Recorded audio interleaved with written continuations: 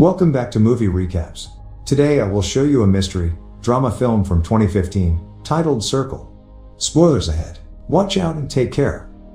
A soft light comes on, revealing people standing in a circle, unconscious. Suddenly, a young woman wakes up. She calls out, but no one answers. She tries to move in front of herself, but a buzzer rings. She sees that she's standing on a red circle. She tries to move behind, but the buzzer rings again. She tries to touch the soldier next to her, but the buzzer rings for that too. There's a circle glowing on her hand. A man from the other side of the room tells her to stop moving. He says they can see us.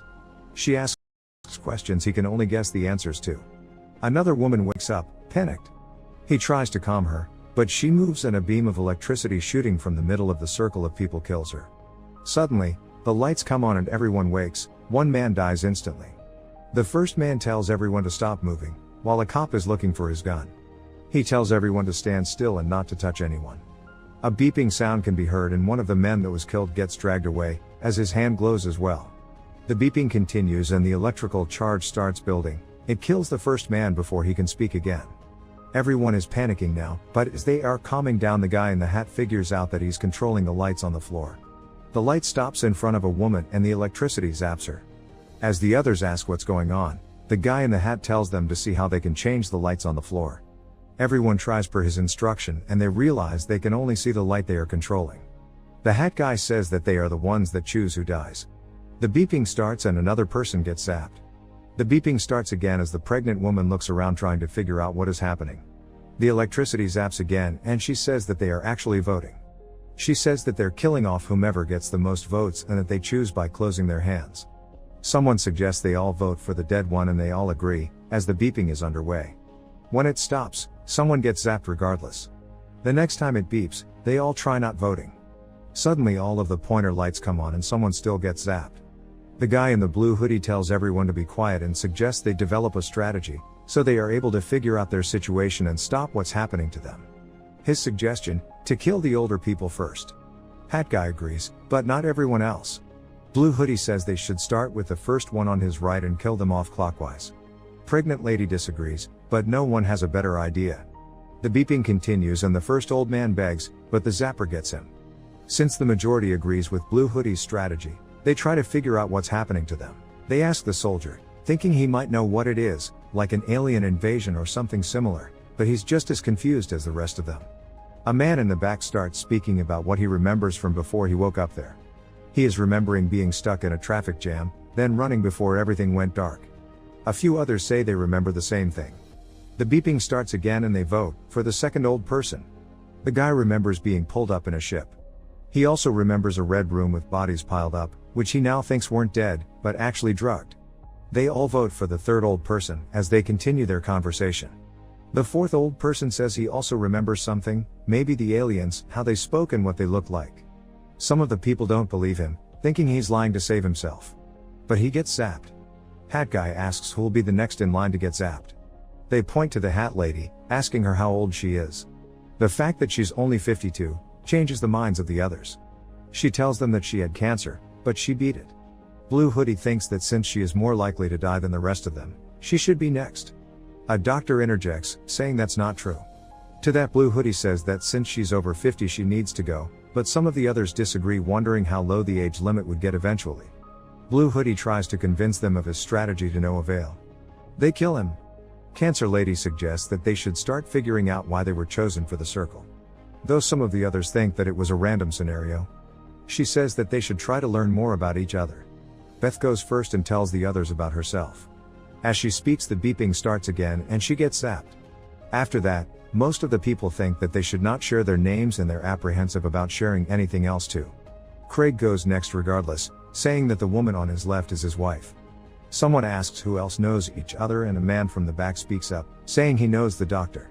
The two of them don't want to share how they know each other though. Craig continues, begging the people not to kill his wife.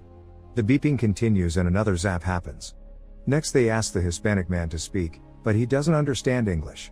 The woman behind him says she'll translate. She asks him about his family and he says that he has 3 daughters down in Mexico. Red tie man starts the conversation about illegal immigrants, but the man in the flannel shirt asks him if he would need a green card to get abducted by aliens. They tell the translator to ask him if he was in the US legally and he says no. The beeping continues, but it zaps a young girl in the front row, to the surprise of some. The cop recognizes a guy from the front row, Raul, because he beat up his own girlfriend. Cancer Lady asks if he's sure it was him. The exchange between the cop and Raul becomes more about profiling and prejudice, than about what he could have possibly done for the cop to know him. When they start asking if he did beat up his girlfriend, he says that she got what she deserved. Next round, Raul gets zapped. After that, the blonde from the front row says that maybe they're supposed to figure out who's good and who's bad. She says there must be a reason why they're there, but the man next to her doesn't agree, saying that maybe the whole point is for them to kill each other while the aliens watch. However, the blonde guy behind her interprets her question as figuring out who deserves to live. So they wonder what they should base it on, while the beeping continues. It zaps the Muslim woman from the front row. The African American man asks a racial question and stirs the conversation. The white people, at first, say that in that room nothing is fair, and the other African Americans tell him not to continue with the conversation, because he will only make himself a target.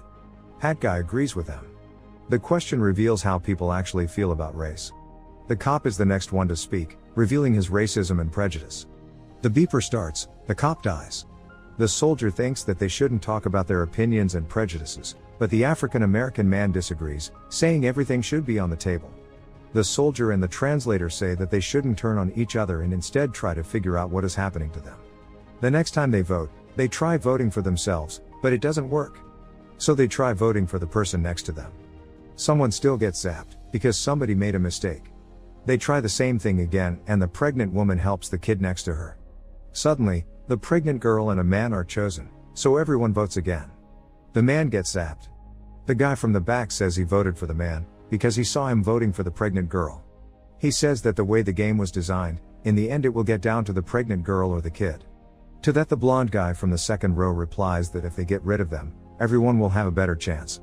The guy in the flannel shirt says that it should be one of them to walk out, but Red Tie disagrees.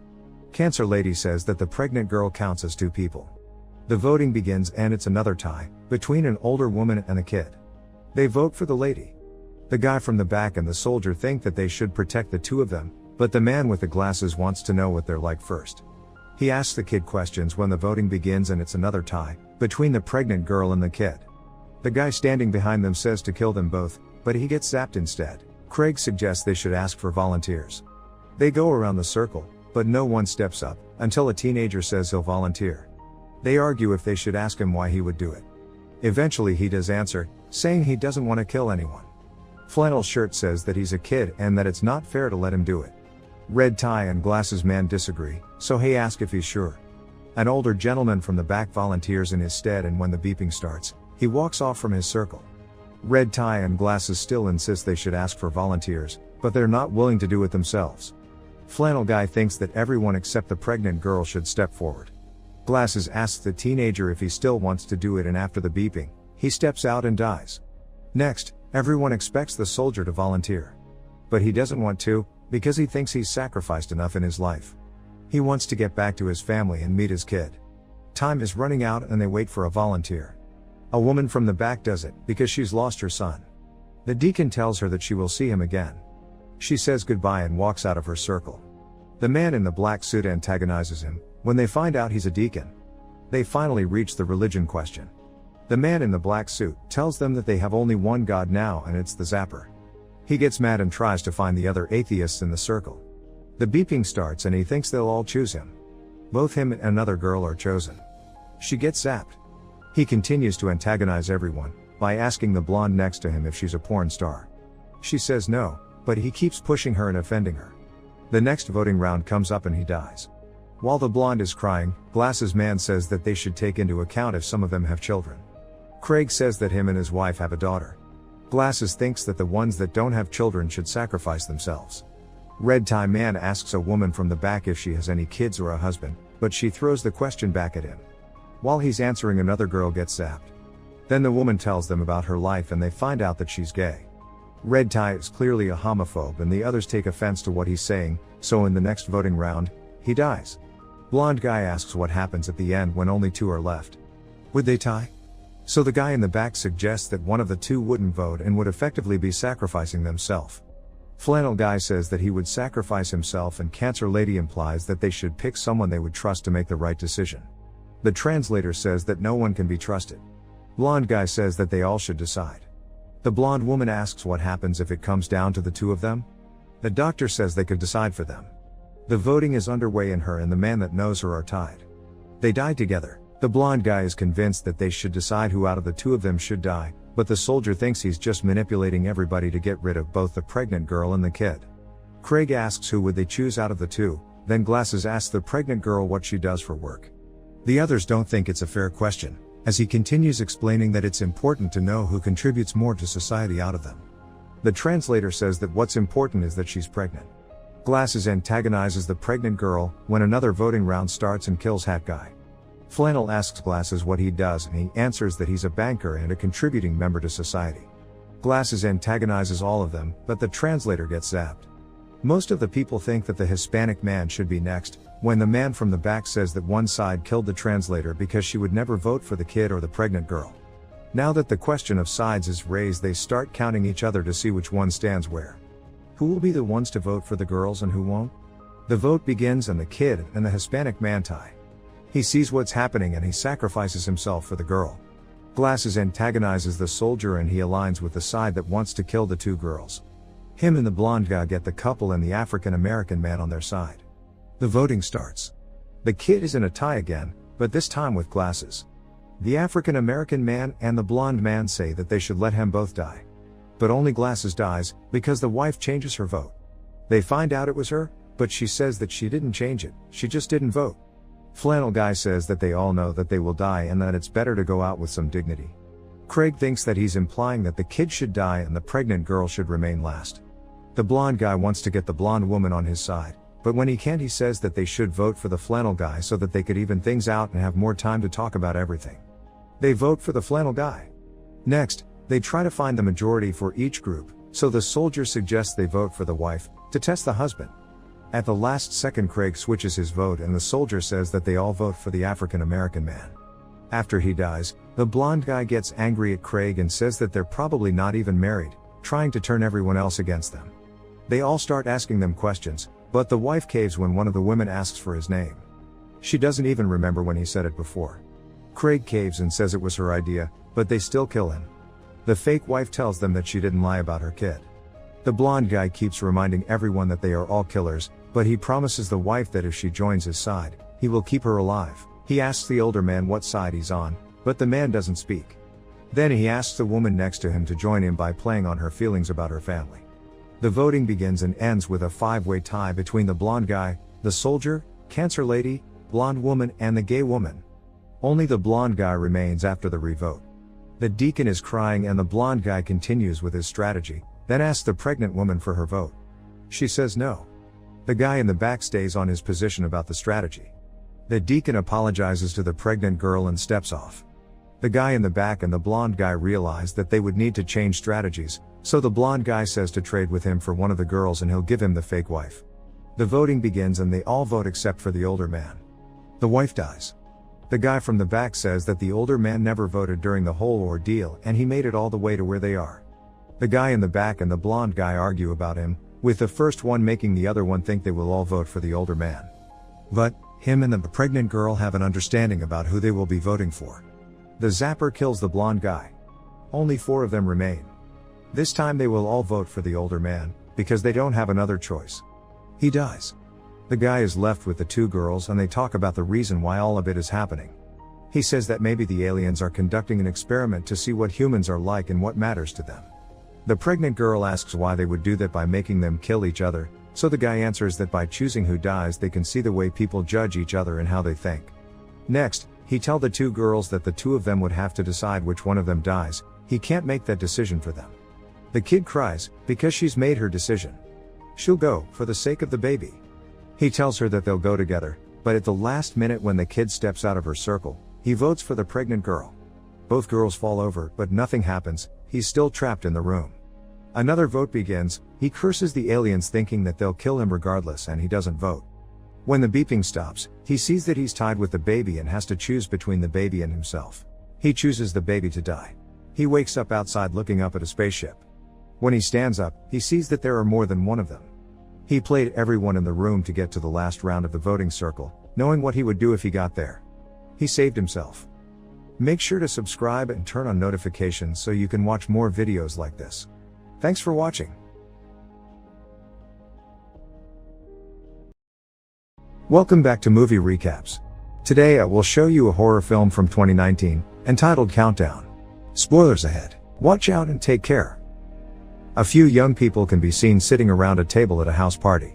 The girls talk about counting calories, so one of them shows an app on her phone for keeping track of your food intake. The other one wants to download it, but searching for that app she finds another one called Simply Countdown. The others asks about it and she reads the description which states that it can tell you exactly when you're going to die. All of them, except Courtney, want to make a drinking game out of it, with the one with the least to live will drink everything that's on the table. Courtney reluctantly does it too and accepts the terms and conditions. They go around the table and everyone gets 60 to 30 years of life. Courtney looks upset as she shows them that she only has 3 hours to live. The rest make fun of her and tell her that she has to abide by the rules of the game and drink, when her boyfriend Evan comes over and drinks instead of her. Later, the two of them are going over to his car. He's visibly drunk. When they enter, she asks him to walk her to her house and not drive home, but he doesn't want to. She gets out and starts walking, while he tries to convince her to come back in, and when he doesn't succeed, he dives off angrily. Courtney gets a message from the app, saying she's broken the user agreement. As she continues walking, it looks like somebody is following her. The app says she has less than 2 minutes to live, prompting her to run into her house, as the app continues to blare on her phone. She powers it off. Courtney walks into the bathroom and becomes increasingly paranoid, so she checks the shower curtain. Then she goes to drink some water, but hears the curtains move again. She turns around, but something grabs her from above and drops her on the shower, breaking her head. She dies when the countdown timer runs down to 0. Meanwhile, Evan was in a car accident and the passenger's seat where Courtney was supposed to be is completely trashed. Quinn can be seen exiting an elevator, rolling a nurse's cart through a hospital. She walks into a room, discovering that one of the patients hasn't finished his lunch. She knows where to find him. He's sitting on a balcony in a closed wing of the hospital. It's Evan. She sits with him and tries to make small talk to relax him for surgery, but he shows her the countdown app, which says that he has only around 19 hours left. He tells her about the app and his girlfriend, convinced that it knew when she was going to die. Evan thinks that the app also knows that he will die during his surgery. Quinn tells him not to worry about the app and makes him come back to his room. They meet Amy on the way and she tells Quinn to come with her. The hospital staff surprises her with a cake because she passed the nurse's test. As they're sitting and eating cake, Quinn jokes about the app and some of the others have already heard about it. They laugh about it when Scott gets more than 50 years to live and so does Dr. Sullivan. Suddenly, a man walks in carrying a woman that's overdosing. The doctor checks her right there on the floor and Amy tells Quinn to bring the kit with the drugs to counteract what she's taken. Amy administers it to the woman and she wakes up. Later, Quinn is leaving work, when she gets an ad for the app. She downloads it and enters her information, agreeing to the terms. The app tells her that she has little over 2 days to live.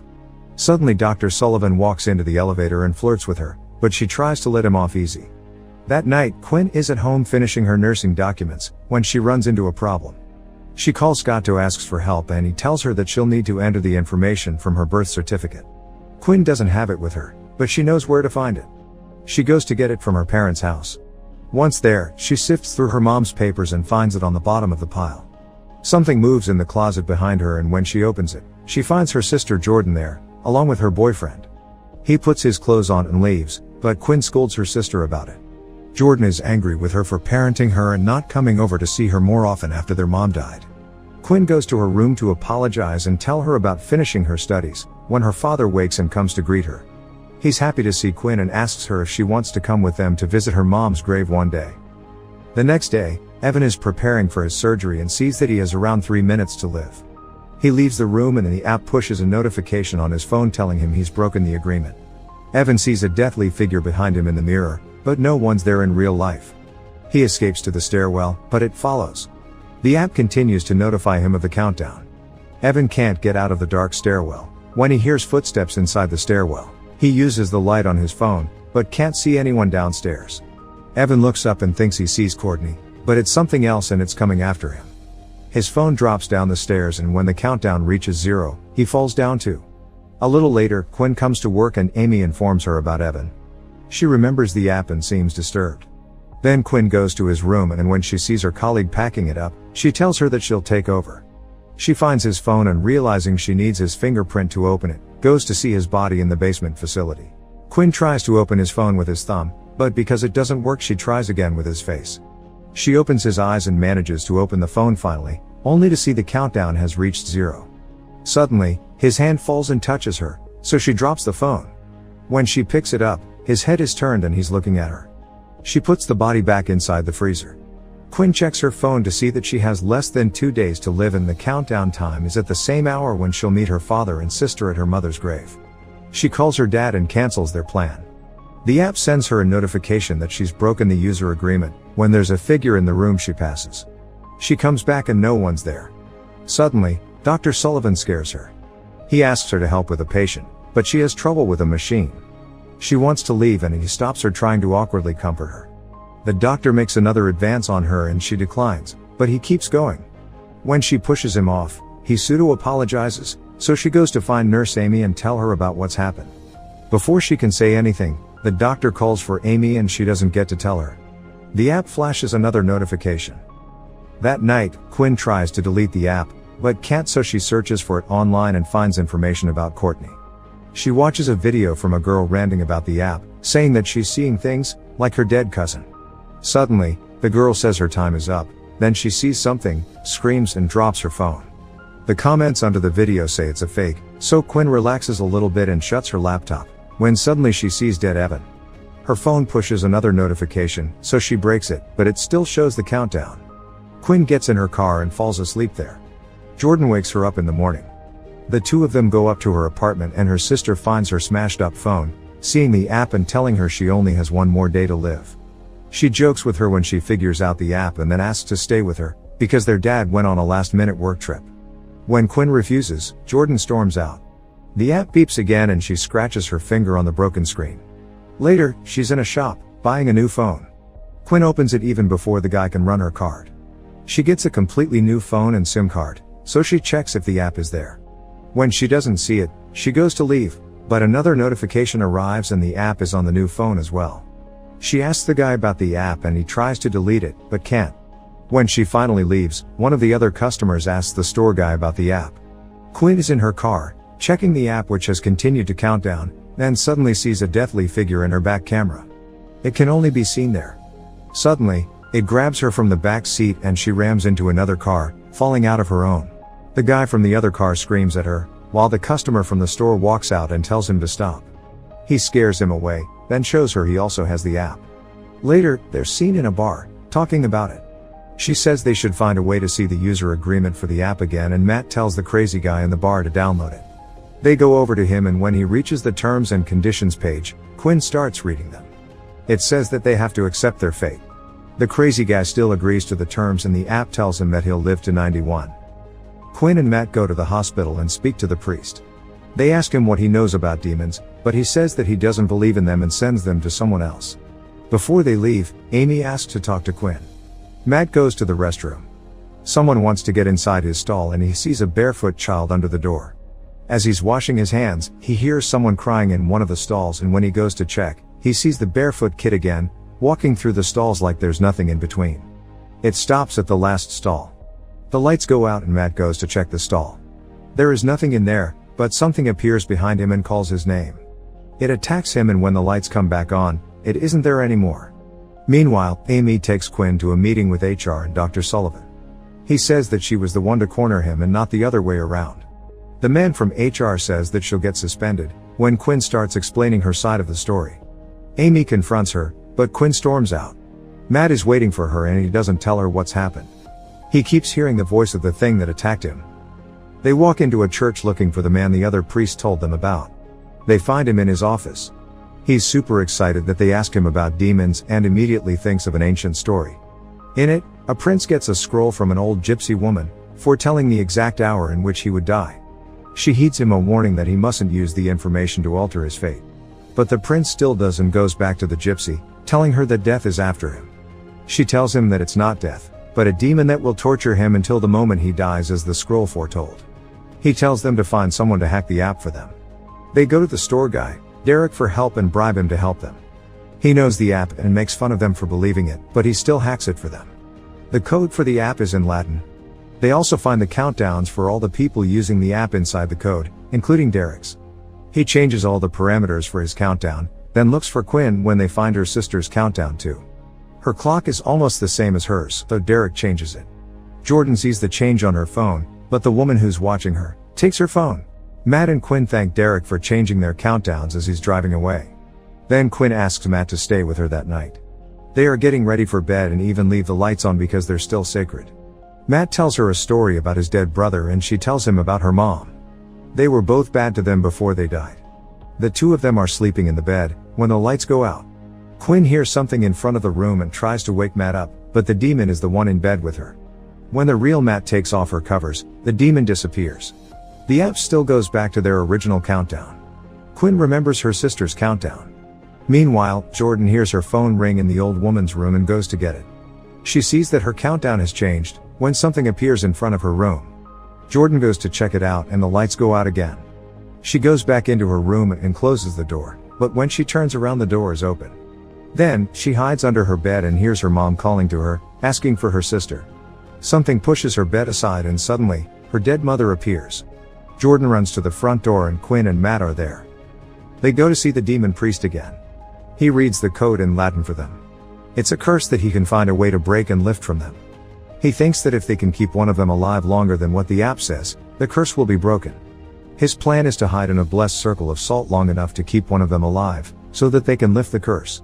Quinn mixes the salt with paint and as they are laying it on the ground, the priest blesses the salt. The circle is painted on the floor, when they check Matt's countdown timer. He steps aside, panicking, but Quinn kisses him. The lights go out and all of them get inside the circle. As the demon approaches, the priest is praying. The demon appears behind them, but it can't get inside the circle. The priest tries to vanquish it back to hell, when the app starts blaring. Suddenly, a toy robot reaches the circle that only Matt can see. His brother appears and lures him out of the circle. The demon grabs him and drags him away. Quinn runs after him, but as she reaches Matt, a car hits him and he dies with the countdown. Jordan is hurt, so Quinn takes her to the hospital. As a doctor is taking care of her sister, one of her colleagues tells her that she knows what happened with Dr. Sullivan and that she will be with her if she goes after him. They hug, but Quinn sees the doctor talking to her sister and goes over there. She thanks him, but has some kind of plan for him. Jordan tells Quinn that their mother's death was her fault and not Quinn's, but she says it's none of their fault.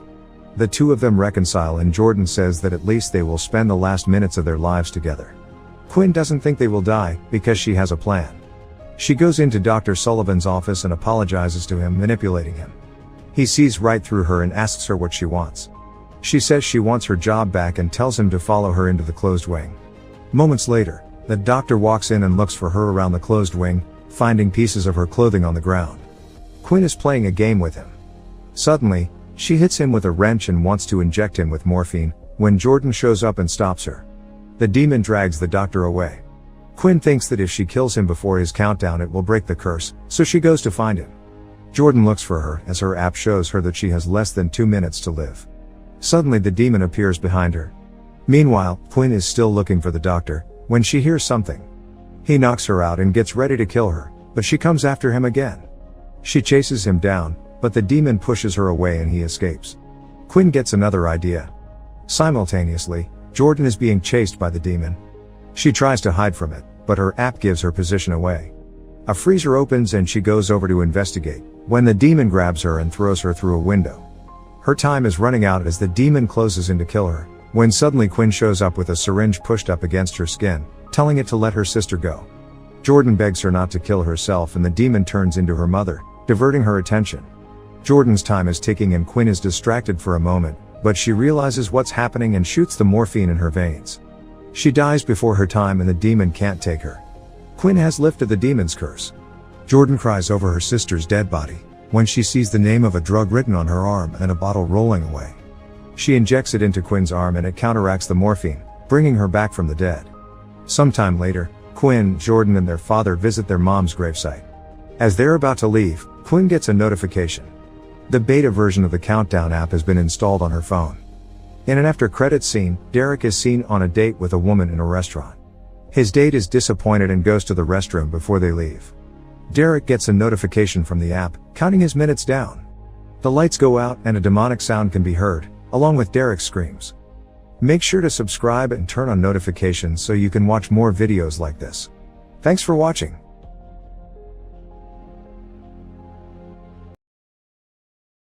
Welcome back to Movie Recaps. Today I will show you an action, horror film from 2019, titled Escape Room. Spoilers ahead. Watch out and take care. The interior of a cozy, old-timey room can be seen. Suddenly, someone drops from the roof and runs toward a wall with a 10-number puzzle, requiring a 4-digit code to get through.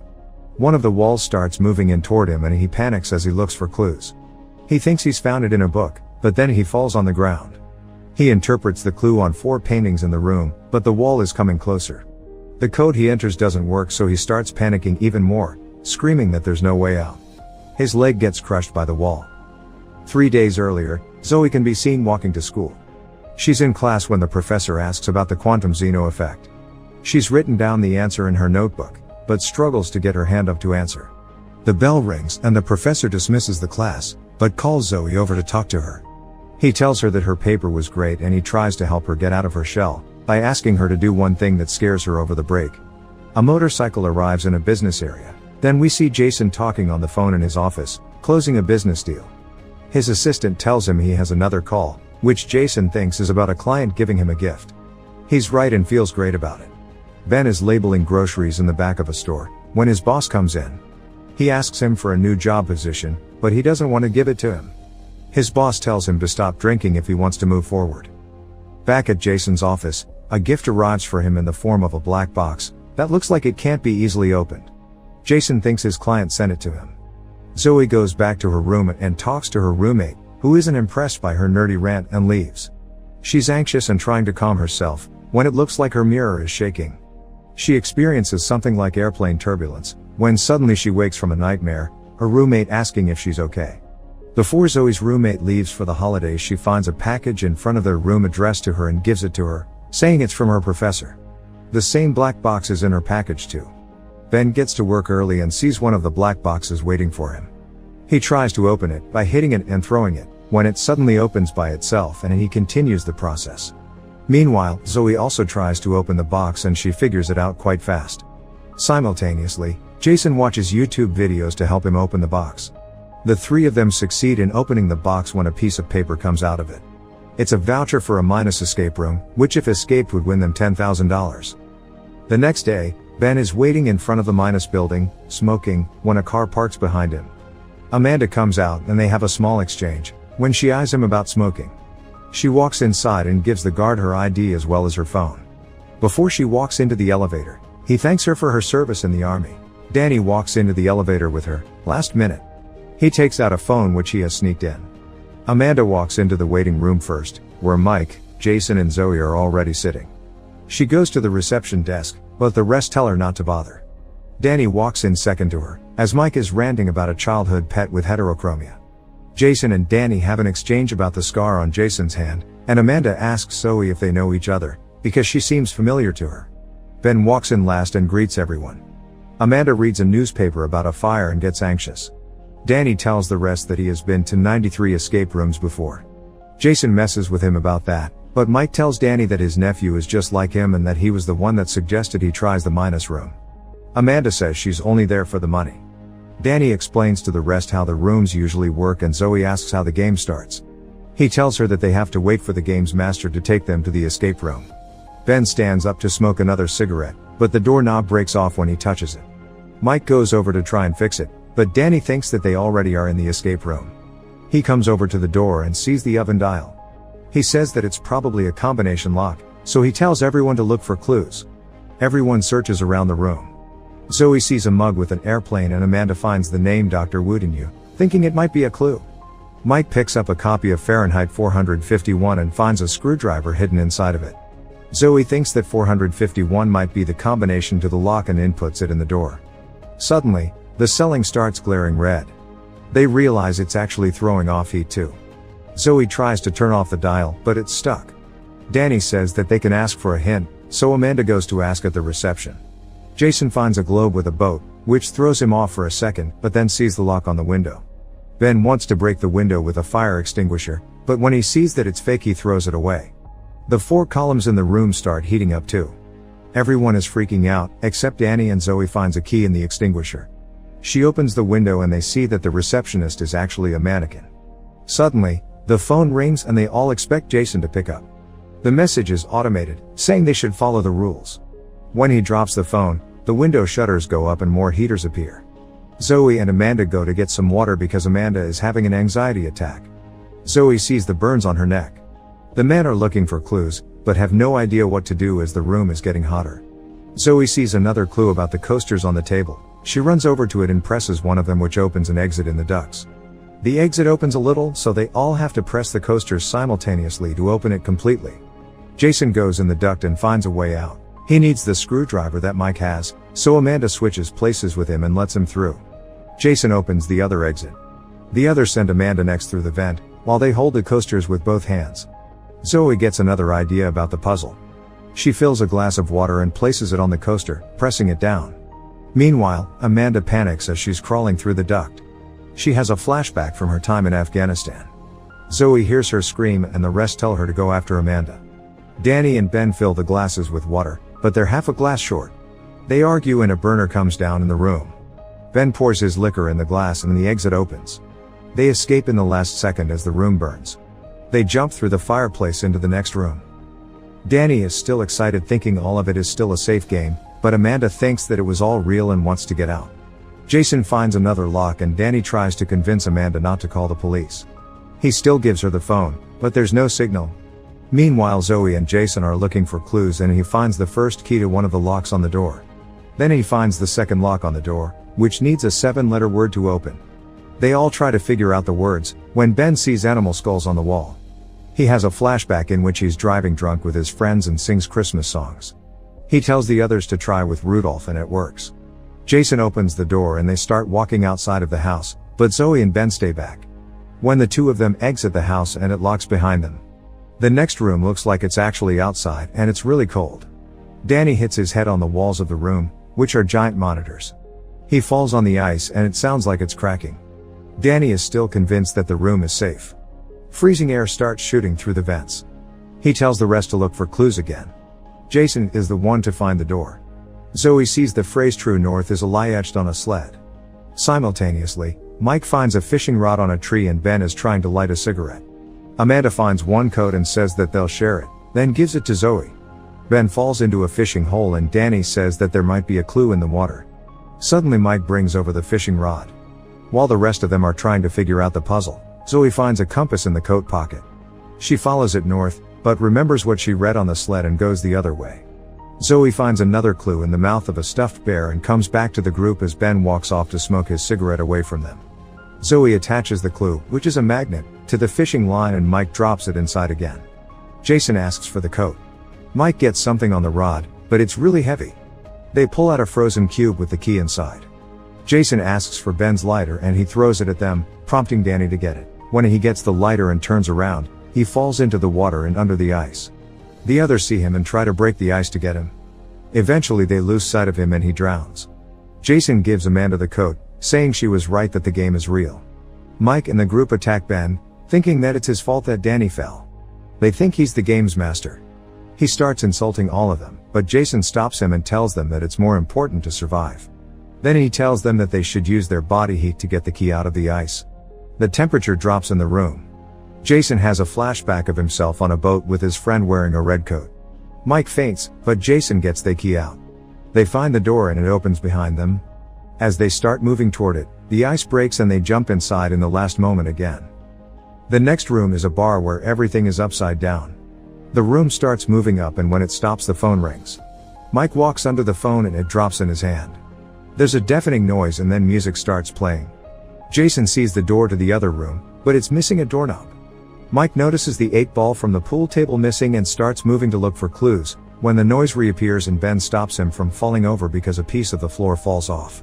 Amanda climbs the bar and finds a lockbox with 4 numbers. Zoe finds a sliding puzzle on the adjacent wall and climbs over the hole to it. Mike climbs over to her side too and helps her up. As she's solving the puzzle, Another part of the floor falls off, almost taking Jason with it. Ben jumps over to the puzzle side and Zoe finally solves it. They figure out how to read it and get a 4-digit code, but it doesn't work when Amanda inputs it in the lockbox. Another part of the floor falls and Mike and Ben grab onto the puzzle, but they're too heavy for it and it starts tipping over. Mike is too afraid to climb off, so Zoe does it and falls on the floor, hitting her head. They all call to her to get up, when she has a flashback of an airplane accident she was in, calling to her mom. Jason wakes her up and gets her back on the wall. Zoe tells Amanda to try the code in reverse and it works. She finds the doorknob inside the lockbox. Another part of the floor falls off. Amanda jumps over to the pool table trying to get to the other side, but drops the knob on the last part of the floor. As she drops down as well, the noise starts again, so she throws the knob to Jason and grabs onto the phone, swinging over the hole. She slips and falls. Jason opens the door and Mike follows him.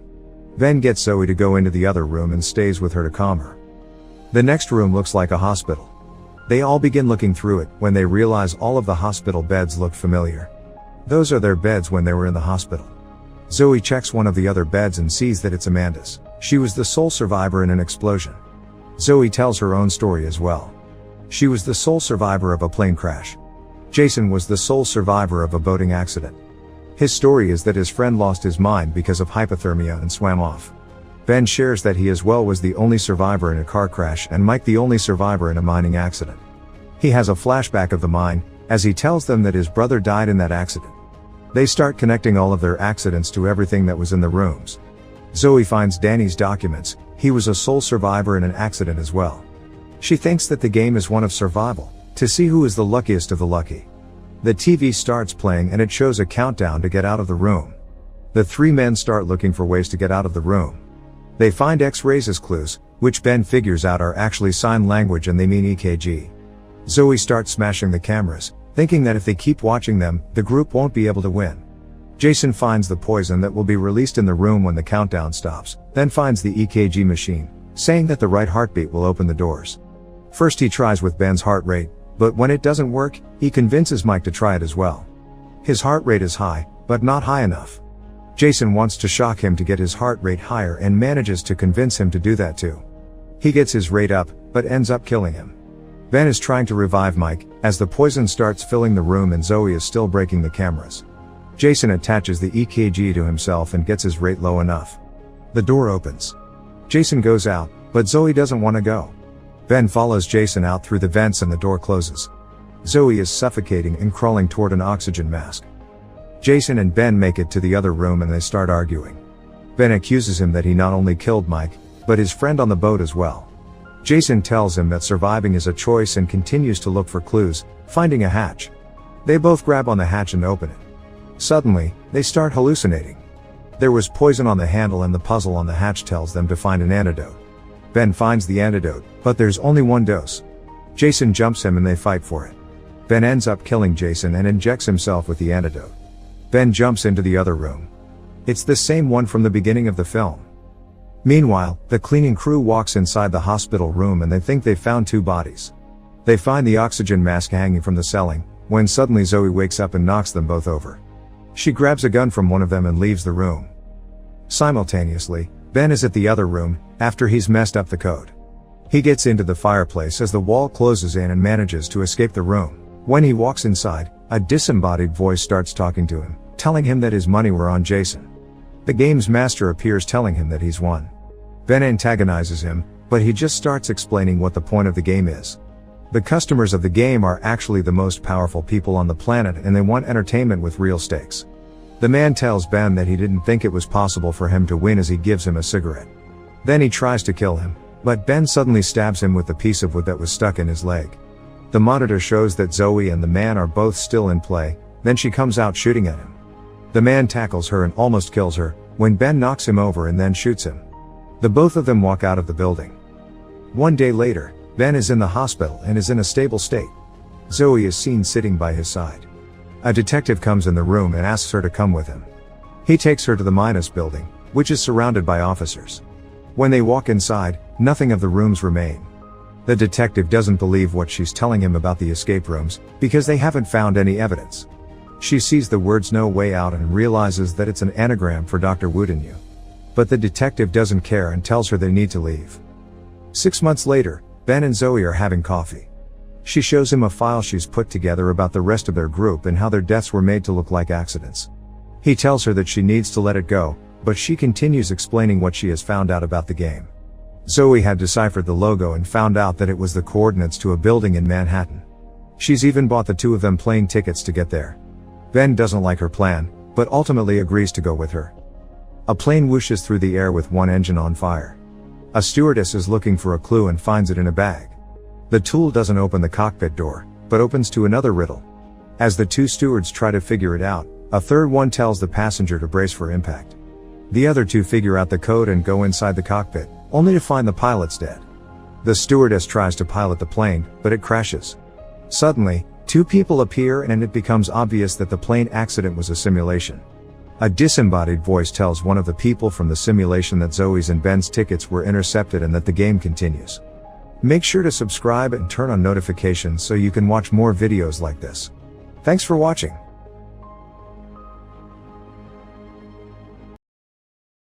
Welcome back to Movie Recaps. Today I will show you a horror, dark comedy film from 2017, titled Happy Death Day. Spoilers ahead. Watch out and take care. The campus clock chimes 9. Tree wakes up in a dorm room that's not hers. Carter turns around and greets her, then her phone rings to the sound of a birthday song. She asks where her clothes are and immediately stands up to get dressed. Tree asks for Tylenol and Crater scrambles to find it. When she's done dressing, he gives her the bottle of pills, still trying to be nice to her, but she tells him not to say a word about their encounter. As she's about to leave, Carter's friend walks in asking him if he slept with her. Tree is disgusted with both of them.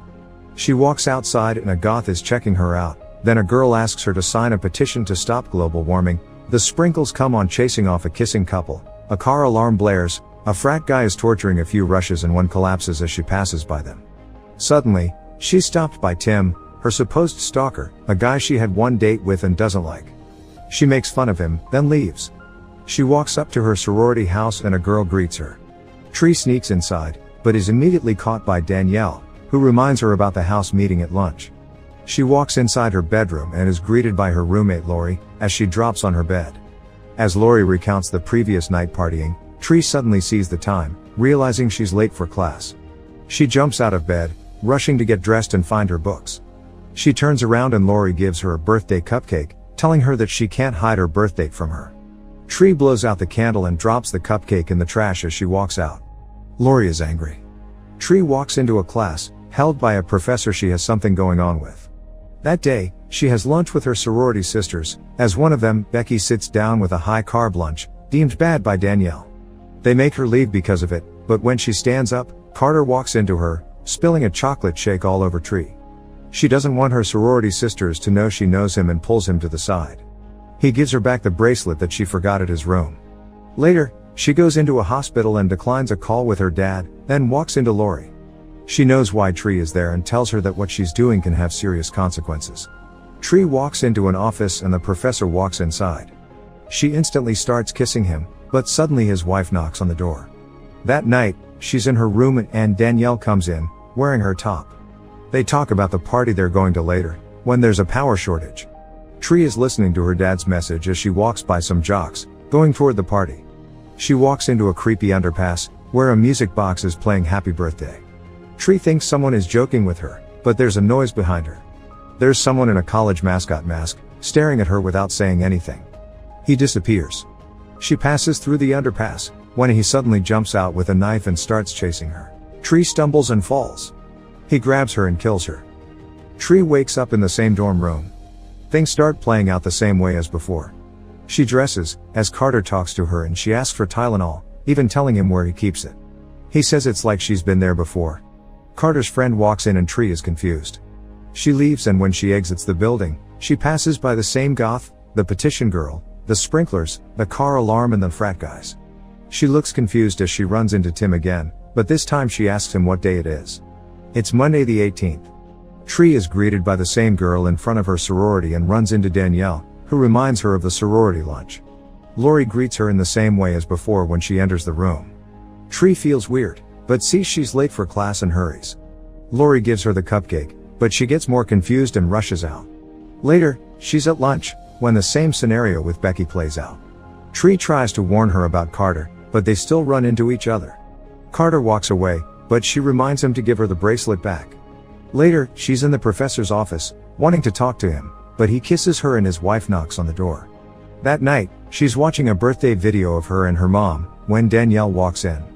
Tree is freaked out about the blackout.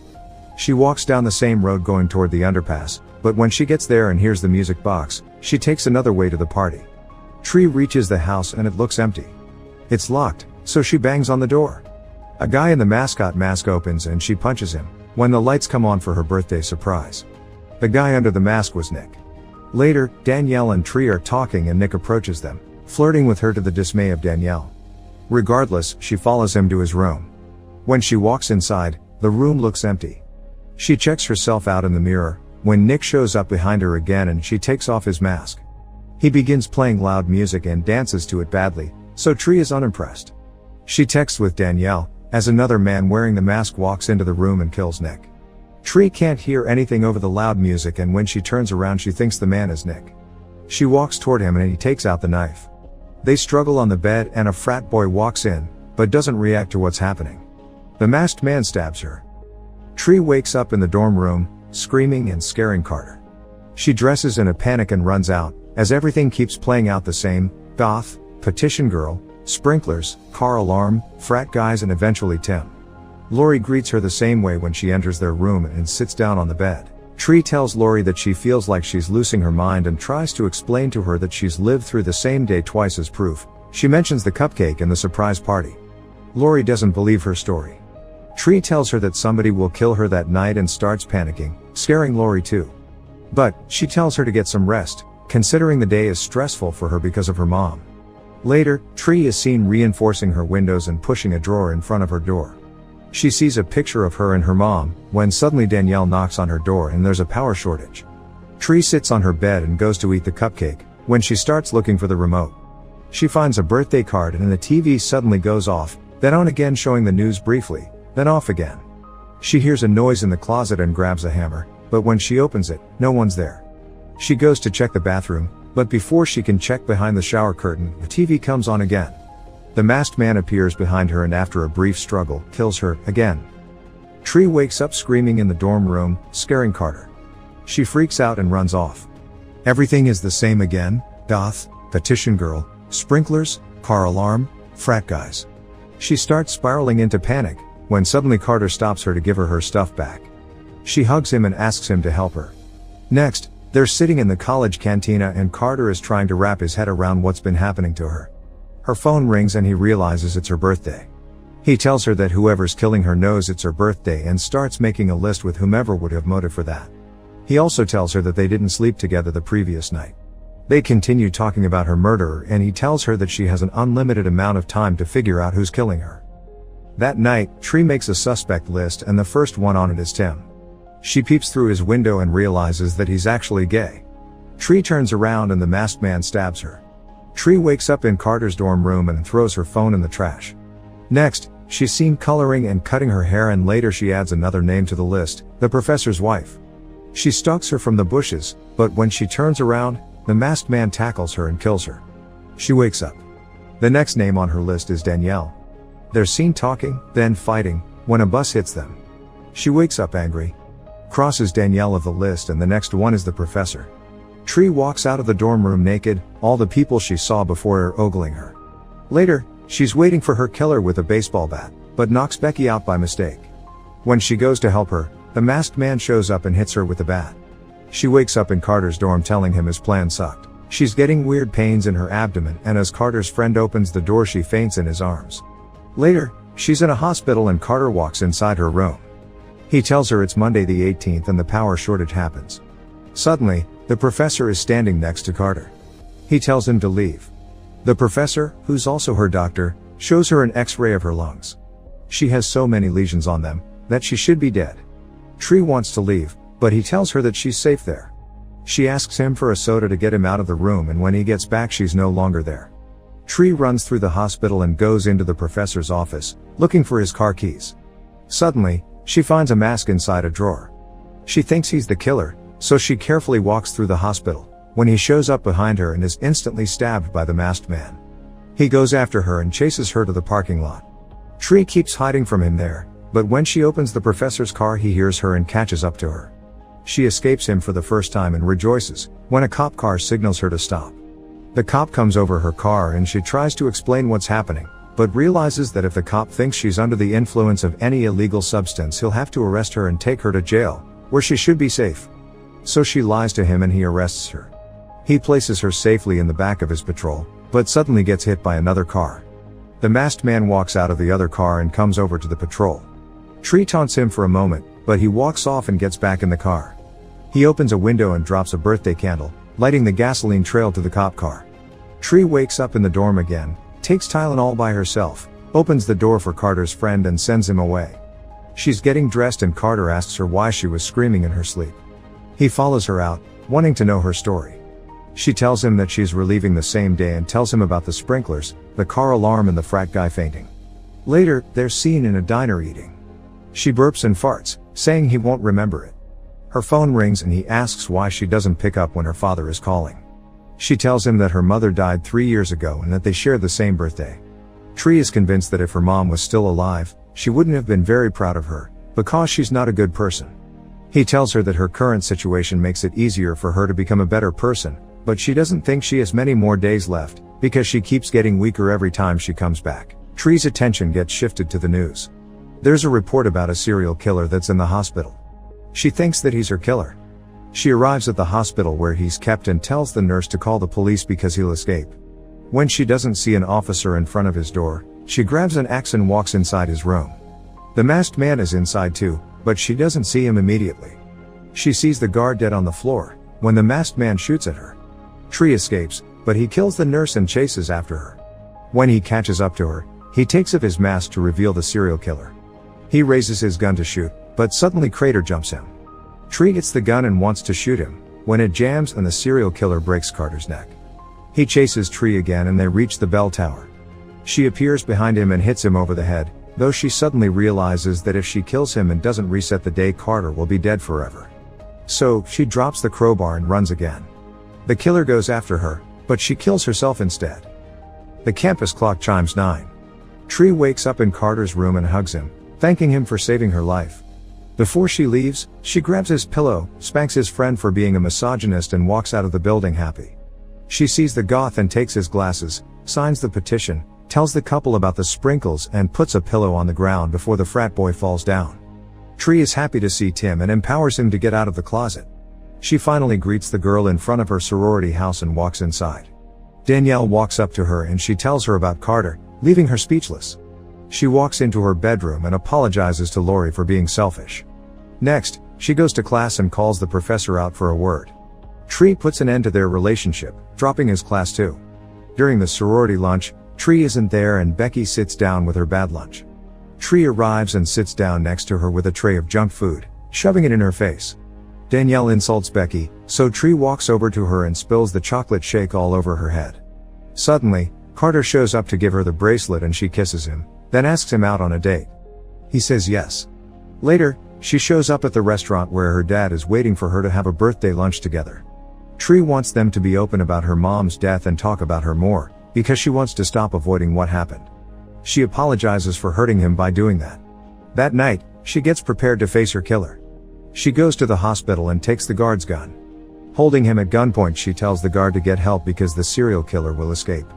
Tree goes over to the sleeping prisoner, seeing that he's restrained, telling him to open his eyes. She wants to shoot, but the safety on the gun is on. He hits her with his pillow, grabs her and takes her knife. They fight, but he's stronger.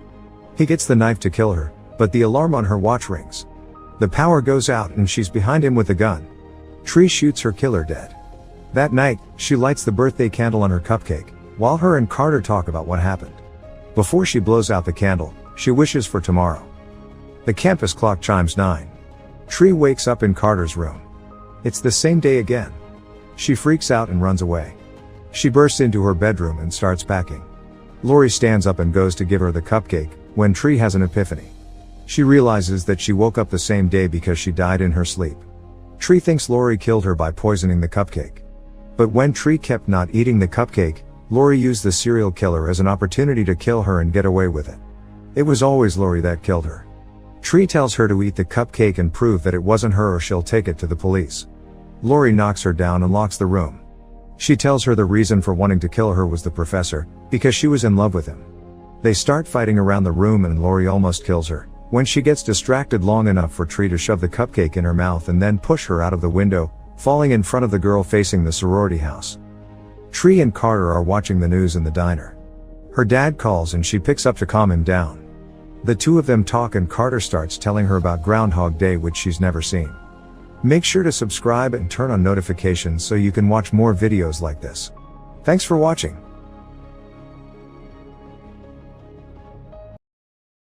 Welcome back to Movie Recaps. Today I will show you an American dark comedy film from 2020, titled The Hunt. Spoilers ahead. Watch out and take care.